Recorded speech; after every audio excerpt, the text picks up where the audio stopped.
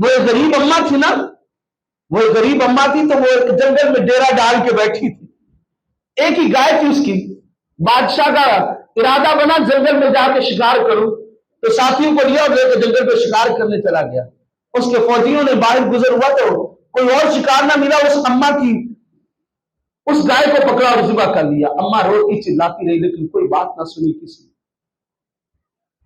وہ روتی چلاتی رہی، اس کا ذبح کر کے جانور کھا گئے۔ چند دنوں کے بعد کسی نے بتایا کہ بادشاہ کا یہاں سے گزر ہوگا، وہ پل پہ جا کے اماں بیٹھ گئی، چھپ کے بیٹھ گئی۔ بادشاہ گزر لگا تو آگے بڑھ کے اس کی سواری کے سامنے کھڑی ہو، اور سواری پہ کھڑی ہو کے پتہ کیا کہنے لگی؟ اے بادشاہ سن، میری گائے کا حساب اس پل پہ دینا یا اگلے پل پہ جا کے دینا ہے؟ اس پل پہ دینا یا پھر اگلے پل پہ جا کے دینا ہے؟ مت بھولنا، حساب یہاں دینے ہیں یا وہاں جا کے دینے ہیں۔ وَامْتَازُوا الْيَوْمَ أَيُّهَا الْمُجْرِمُونَ، اللہ فرمائے گا مجرم الگ ہو جائے آج کے دن۔ الْيَوْمَ نَخْتِمُ عَلَىٰ أَفْوَاهِهِمْ وَتُكَلِّمُنَا أَيْدِيهِمْ وَتَشْهَدُ أَرْجُلُهُمْ بِمَا كَانُوا يَكْسِبُونَ، اللہ فرمائے گا آج زبانوں کو تالے لگا دو، آج ہاتھ بولیں گے، آج قدم بولیں گے، آج جسم کا انگ انگ بول کے بتائے گا۔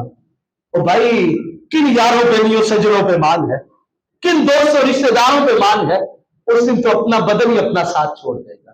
نہ کر مان وارث وارث سادہ، رب بے وارث سے کر دیں، رب بے وارث سے کر کے مارتا ہے۔ میرا مالک قادر ہے نا یار، تو پھر اس مالک کے حضور کس انداز میں پیش ہونا چاہیے؟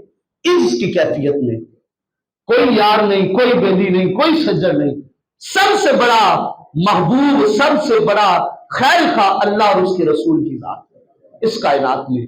جڑے کئی دیسی برانگے نال تیرے اج اونا بھی بازیاں ہاریاں نہیں، جڑے ترس دسان دید نو دنے راتی، جب موت آئے گی نا تو کوئی یار بیلی آگے ساتھ مرنے والا نہیں ہوگا۔